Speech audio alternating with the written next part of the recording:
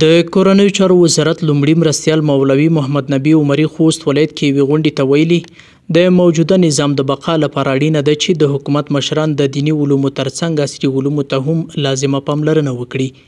هغه دا څرګندونې نن د خوست په میخانیکي انسټیټیوټ کې هغه غونډې ته وکړې چې د یو شمېر محصلینو د تشویق په موخه جوړه شوې وه.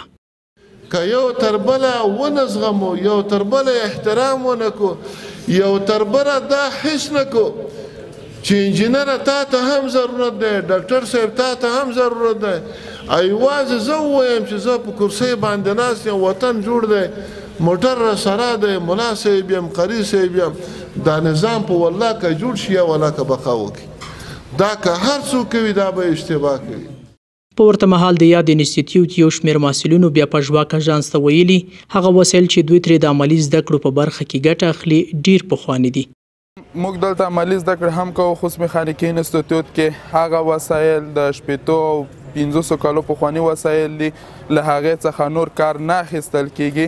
نو له دولت څخه مو خواهش دا دی چې موږ ته نوې وسایل، نوې ټکنالوژي راوړي تر څو په راتلونکي کې ترې نوې شیان او نوې ټکنالوژي نوې شیان جوړ کړو.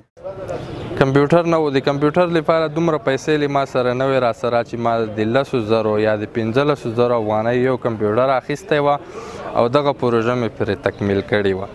را به ولم پانتون ته، د پانتون له کمپیوټره به مې 1 ساعت 2 ساعته ګټه اخیسته او په هغه کې به ما ډیولپمنټ سرته رسولو.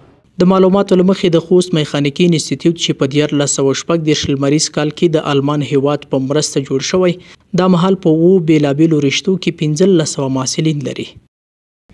پژواک خبری آژانس د پیښو ریښتینې هنداره